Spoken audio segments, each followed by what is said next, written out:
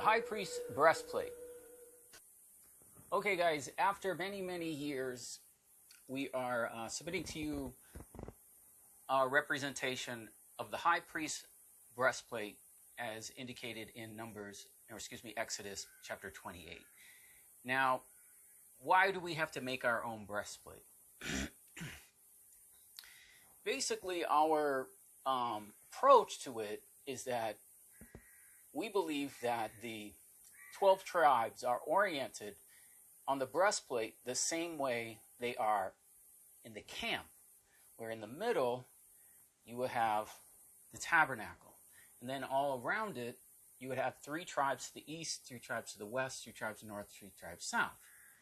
If that is the case, we don't know, this is just our interpretation and representation of what we believe is happening, then the stones that are on the high priest's breastplate and the order of the stones is exactly the same as New Jerusalem. Because in New Jerusalem you have 3 gates at the east, 3 gates west, 3 gates north, 3 gates south, and at the 3 gates, 3 foundation gemstones. So our belief is that they are the same, and that the high priest's breastplate, as we will explain further, is an exact replica of New Jerusalem. Now, the reason we had to make our own, and believe me, I'm not the best in textile arts, but the reason we had to make it is the majority of the time when you see the high priest's breastplate, you'll see something like this, where you have 4 rows, and this one is actually stones in New Jerusalem, but you have a row of 3, 3, 3, and they're stacked on top of each other. Throughout the course of this video, we're going to explain the issues we have with that, but basically, we believe that instead of being rows of 4 going one on top of the other, we believe that the rows are going at the cardinal points. If this is correct, then the Urim and Thummim, okay, they're supposed to be on the hearts, on Aaron's heart, along with the stones. But there's no room for the Urim and Thummim if the rows are like this. They're supposed to be on his heart, and so are the Urim and Thummim. Now, others have resolved that by saying there's a pouch in the back of the breastplate that has the Urim and Thummim, and they're not visible. But they're in a pouch in the back, so you can't see them. But it says that both the stones and the Urim and Thummim are on Aaron's heart. So that once we begin to position the Urim and Thummim in the middle, as represented here by these 2 stones, we don't know, guys, that the Urim and Thummim are stones. Lord willing, we'll have a second part to this where we'll have a focus on those, the Urim and Thummim. But this allows us to have all the stones on Aaron's heart, okay? And this is just a replica, guys. It's not made to scale, and we'll explain to it the details of what we have here and why we have made it the way we have made it. Now, if you're wondering, well, what is the point of this? We think this is very important. This is very profound. This is like the representations of heaven. Okay, your will be done on earth as it is in heaven. And now heaven is expressed through New Jerusalem. Heaven is expressed through the temple and the tabernacle. And the high priest's garments, all of the garments that we see with the high priest and the various details and intricacies that we see in Exodus chapter 28, they all represent the building of the tabernacle itself. And we know New Jerusalem is the tabernacle. So it behooves us to actually try to understand and make sense of this, even if we don't do it right. We're certainly not saying this is right. This is very complex. Our stones, we're not saying that this is exactly what it looks like, guys. This is our best attempt, okay, after years and years of study. But that there is a relationship and that the Most High is not confused. So what he gave, and when he came down, we're in the time that his glory came down on the mountain, Mount Sinai. Moses was on the mountain, and he's getting these orders and things, and that these things are also in the book of Revelation. And so that in the revelation and the revealing of the Lord Jesus Christ, these things have to mean something. Now, this is part of a playlist called show the pattern, measure the design. And what that means is that we look at the pattern of these vessels and various things and compare them to what we see in the book of Revelation, try to make sense of them. So we have covered already many things in previous videos, which we can show you here. Okay, of the things that was shown to Moses on Mount Sinai in Exodus chapter 25, we have the Ark of the Covenant. And this is a rendering of the Ark of the Covenant by Ron Wyatt or his associates, showing us the Ark of the Covenant and the cherubim. Now, we believe that, of course, the Ark of the Covenant appears in Revelation 11, but as well, we also believe the Ark of the Covenant has its fulfillment when Christ sits upon his throne in the Holy of Holies of the Ezekiel temple, at which point there's a golden footstool in front of the throne representing the Ark of the Covenant, and here you can see we've depicted the cherubim that were on the Ark of the Covenant. Now they're depicted on the walls. In addition, it describes to us the menorah. We found the menorah fulfilled through a sequence of solar and lunar eclipses, starting with the 4 blood moons. Okay, so that is in this playlist. Show the pattern, measure the design. Okay, Ark of the Covenant. This is the table. The incense altar, okay, is also in the Ezekiel temple. This is our rendering of the Ezekiel table. And then, of course, we have the altar. Okay, so we have the altar, and these are the major things. There's additional things. Of course, we've discussed the East Gate, but we just wanted to show you in the playlist, show the pattern, measure the design, some of the basic things we have covered that's in Exodus chapter 25 through 31. So now what we want to do is we want to take a look at the Lord Jesus Christ, his appearing, and how we can see his garments that we see in the book of Revelation, how they relate to, in a way, the priestly garments that we see shown to Moses. Next, we want to look at the garments of the Lord Jesus Christ in the book of Revelation. Okay, we can see that his attire is matching some of what we can see with the priests. Okay, and we want to take a look at his garments. These notes here you're looking at, we will include in our part 2 of the Urim and Thummim. But we see in Revelation 1 likened to the Son of Man being clothed with a foot-length robe, okay, being girded to the breast or the chest with a golden belt. Now, some of what we see here is consistent with not the high priest, but the other priests and the high priest, actually their garments, the high priest and the other sons of Aaron, had less elaborate priestly garments, and Aaron would have those, or the high priest would have those when he went into the Holy of Holies. So all the more detailed garments, including the breastplate, were not on the high priest when he went into the Holy of Holies. They were for the inner court area. So Christ is in the Holy of Holies here in Revelation chapter 1 in the midst of the 7 menorahs, and he has a full-length robe and a golden belt. So this golden belt is consistent with what we see, and it's at the chest, and it's in the place of the breastplate. Okay, having around his chest a golden belt in the fashion of the ephod. Now, without time's sake, one of the garments is called the ephod, which is on the high priest's garments, and the breastplate is attached to this.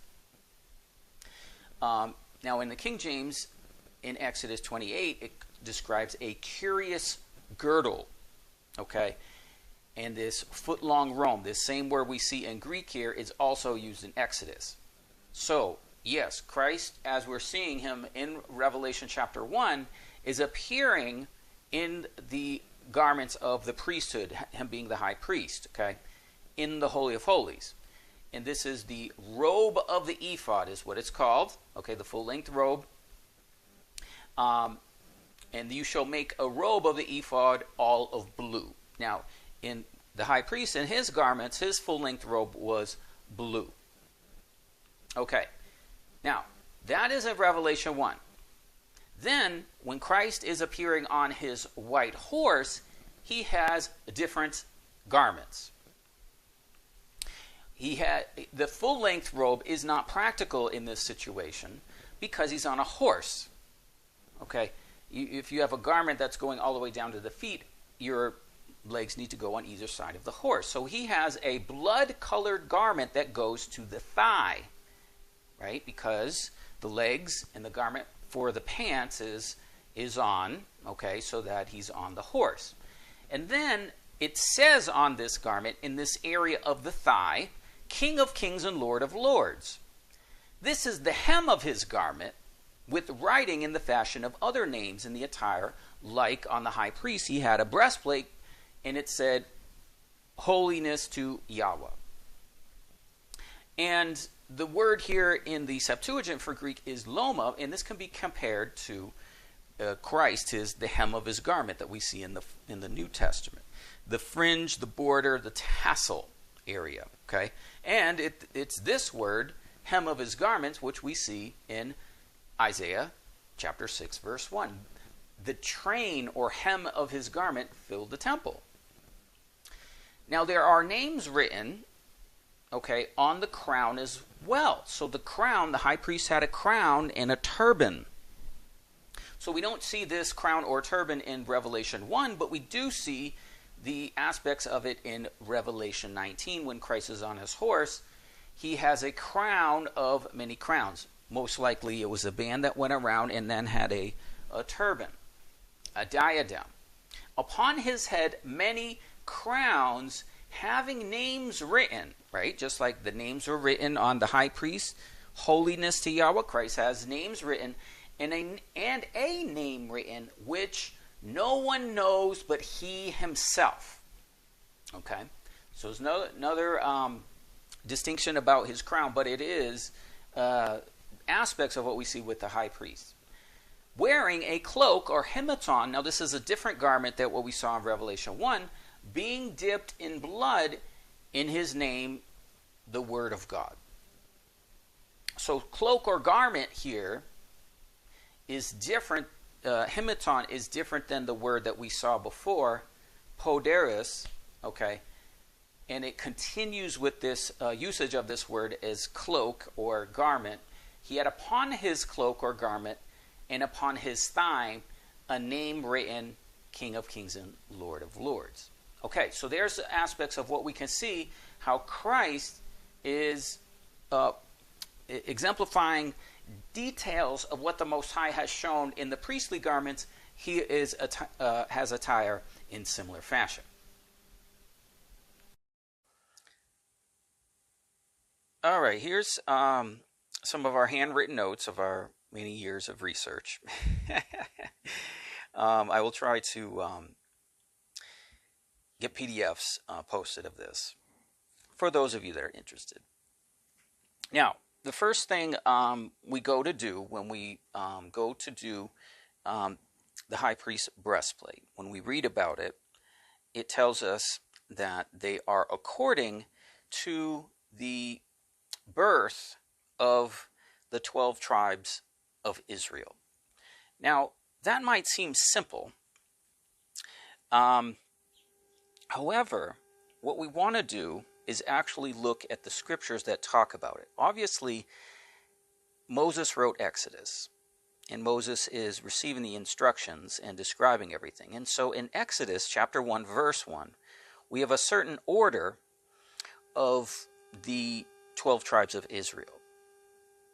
This order that's listed here, this agrees with Genesis 35, verses 23 through 26. Now, what is happening in this order, guys? It's not the actual order of the sons, but there's a relationship between the order and the mothers, okay? And so it doesn't actually say which tribes they are. More or less what we've done in Exodus chapter 1, verse 1, it says these are the tribes that came, or these are the 70 that came with Jacob to Egypt. And so Joseph is not mentioned, but a certain order of the tribes is mentioned. And this agrees with Genesis 35. So once we applied the tribes, we went with this order of Genesis 35. And how it goes is with the mothers, okay? So what we're doing is, in Hebrew, you start from the right side, and then you go left. So we have Reuben, Simeon, Levi, Judah, Issachar, Zebulun, Joseph, Benjamin, Dan, Naphtali, Gad, Asher. Now, as you look at that, and you were actually to go through and see each son when it was born, it is actually different than this order, but this is the order that we believe is what Moses is using to do the breastplate, because he, is documented Exodus himself in Exodus chapter 1, verse 1. Now, when we do this, we begin to see a pattern in our structure here that is similar to the camps of the children of Israel. Not exact, but close, where we have Reuben, Simeon camped towards the south. Okay? Now, in this graphic, what we've done is shown an example of the children of Israel camped in the wilderness. And the center of the camp was the tribe of Levi with the tabernacle. This is the courtyard of the tabernacle, and in yellow here is the tabernacle. So this was in the middle, and then the tribes were camped in different directions, where we have Reuben, Simeon, and Gad towards the south. And when they camped, they also had an insignia, or a banner, or a flag. And we get these insignia and the order of these flags in Genesis 49 and Deuteronomy 33. So, for example, we have Gad, troop, Reuben, man, Zebulun, ship, lion, Judah, Issachar, donkey, Naphtali, deer, Dan, eagle holding a serpent, Asher, bread, Benjamin, wolf, Ephraim, ox, also Joseph, ox, and Levi is Urim and Thummim. So their banner and their insignia for the tribe is Urim and Thummim. And this is what we're saying, guys, is in our view, if we take the rows that are listed, okay, Reuben, Simeon, Levi, and they're towards the south, Judah, Issachar, Zebulun, perfectly there towards the east, Joseph, Benjamin, Dan, we get Ephraim, Manasseh, the sons of Joseph and Benjamin, towards the west, Naphtali, Gad, Asher, we get Dan, Asher, Naphtali, north. It's not exact, but it's close. But if this is the case of the way that... Now, the other thing in Hebrew is it's not like modern Hebrew. Back then, there was no prescribed way of writing left to right, right to left. You could actually go in different directions. And they went in a circular fashion. In ancient, if we can find them, there are examples of it, but what they would do is they would write going left, and then they would write in a different direction. So, in modern times, what we think is when you see a row, it's just, you go to school, you write on a page, the teacher tells you, okay, here's a piece of paper, write 1 to 15, and you write 1, 2, 3, 4, 5. And so we're all conditioned, thousands of years, or not, at least hundreds of years, this is what we're educated. But Hebrew wasn't like that back then. It wasn't standardized. So when it's talking about a row of gemstones, it could be that it's going like this. Okay, so what we began to see is that if we orient our tribes, we actually come close to the exact tribes of the camp of the children of Israel. Not only that, remember how we saw Levi, they have the Urim and Thummim, and they're in the middle. If we orient it like this, we actually have room for the Urim and Thummim in the middle, you see?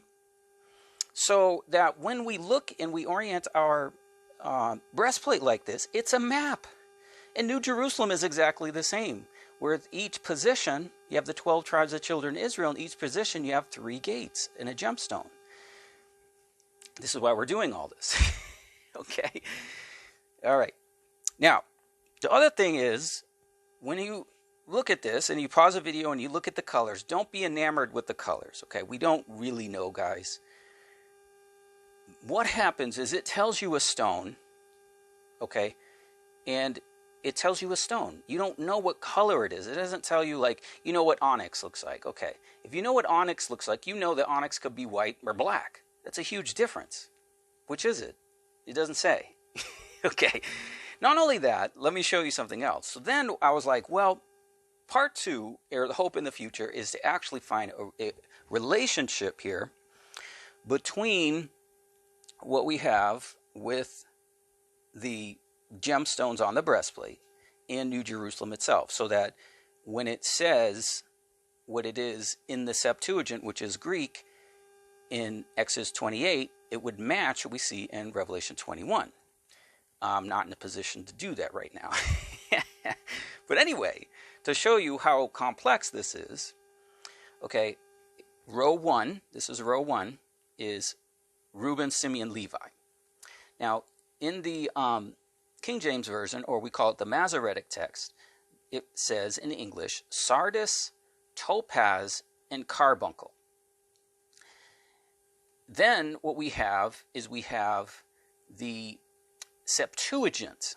Septuagint is taking the Old Testament, translating it into Greek, and they have a list. And then we also have the Dead Sea Scrolls. So what we want to do is look at these different sources and see if they agree. Well, they do in the first two. So the Septuagint says sardis and topaz. The Dead Sea Scrolls says ruby or sardis, it's okay, and topaz. So they agree. After that, they're different. They're different. That's all I can say. Sapphire, they're the same. And also, guys, the name of the stone of what we read in English, it's not that simple. They're very complex. There's only a few words, jasper, sapphire, that actually are the same word in Hebrew. They're very, very different. So we are not saying that we know exactly what the stones are. That's not the purpose of this video. The purpose of this video is to orient ourselves with the fact that on they're not positioned in rows like this of the gemstones, okay, 4 rows, okay, they're positioned in the cardinal points, and with the Urim and Thummim that's in the center of the camp, and that's the banner for Levi, that is, we're representing this white stone and black stone with Urim and Thummim, and even though we don't know what Urim and Thummim are they stones, what are they? We don't know. But we do know that New Jerusalem is oriented like this. And we can also see this pattern in the Ezekiel temple. If you look outside, you can see that there are buildings, and there are, we call these boiling houses, and these are gates. And so that we have this square. And the other thing about this, it says this is a span. Now, a span is supposed to be a little bit wider. It's supposed to be from the tip of your thumb to the tip of your pinky. For our sake and example, we made this smaller. But basically, it's a tetragamos. Tetragamos in Greek. What that is, 4-cornered. What that often is translated as a perfect square. Tetragamos. So we believe it is a tetragamos. Perfect square, just like New Jerusalem, the same word tetragamos is used. It's 4 squared. But then it says it's doubled. It says double a span. And so basically that's what this part is here. Now these materials, it says that you are to use blue, purple, and crimson, and linen. And so that's how we have these here depicted, because these are those colors. Okay, so what do we know? Well, we know that the stones are very complex, but when we knew we had to make a breastplate, we wanted to orient it like this, because this would be more consistent with the Ezekiel temple order and the gates of New Jerusalem with the 12 tribes of Israel. Now, guys, that being said, when it comes to the actual gemstones that are listed here, I did not orient them in any way or fashion. I just don't know what they are. I don't know what color they are. But what I did is this.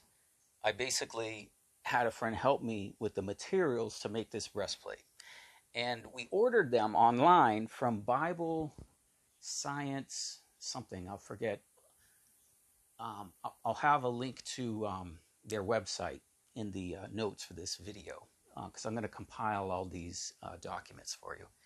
And they basically listed, these are the stones like this, and they oriented them in such a fashion. Now, when we actually oriented the stones here, just so you know, we started with sardis, or ruby, and we did, this is row 1, this is row 2, and then this is row 3 over here. And why do we do that? 1, 2, 3, 4. Well, as we said, that is actually very, very consistent with the positioning of the tribes that we found with the camps. Okay, so when it describes the camps, it doesn't list them in a circular fashion. It starts with the south, east, west, north. Okay, so because of the camps, we're actually relating the stones to the camps. And that's why it's done the way it is. See how complex this is? That's why I'm saying we're no way saying this is exactly what the high priest breastplate, these are exactly the stones. That's not the goal of this video. Now, in doing this study, I want to share with you something else. When you search these stones, of course, you will find these stones in Exodus 28. You also find them in Job 28, as it deals with wisdom, many of them. And of course, we find them in Revelation 21 with New Jerusalem.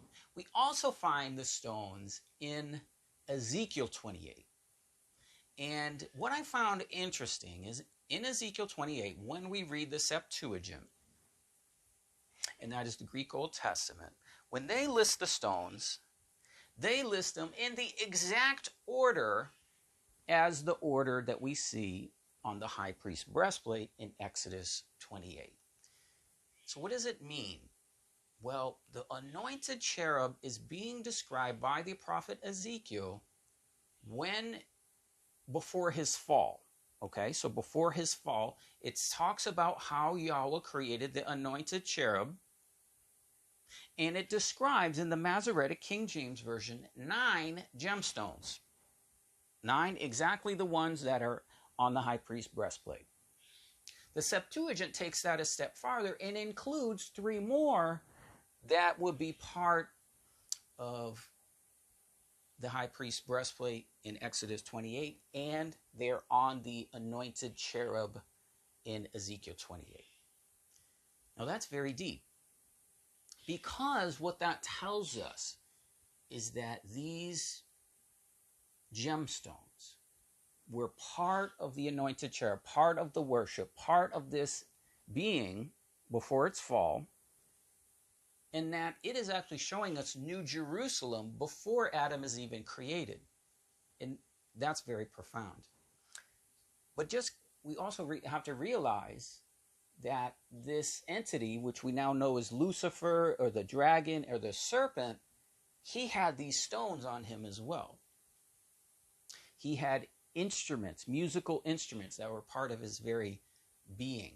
He didn't have to hold a piece of a material instrument in his hand and play it. It was part of the structure of him as an entity. He could make sounds. He had these stones. Ezekiel 28 tells us this. One of the sounds was like a flute. One of them was like a stringed instrument, a nabel. So anyway, that is an extraordinary connection that the Septuagint makes, because they list all 12 stones that is on the high priest breastplate, and they have those attributed to the stones that's on the anointed cherub. So there's a couple ways of looking at that. Number one, it's like, oh, the anointed cherub knows about these gemstones, and it talks about these are the stones of fire. These are those that walk upon the stones of fire.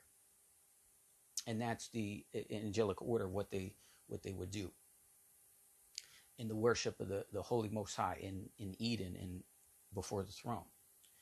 But it also shows us what I believe is something very interesting, and that is that the ways of the Most High are consistent. And so that when he created that entity, he allowed Prophet Ezekiel to see him before his fall. Now, after his fall, he looked different. But that is part of what he looked like would be the very end of the redemption process of mankind in New Jerusalem. So I hope that makes sense. So guys, that concludes our video on the high priest breastplate. We're not totally finished.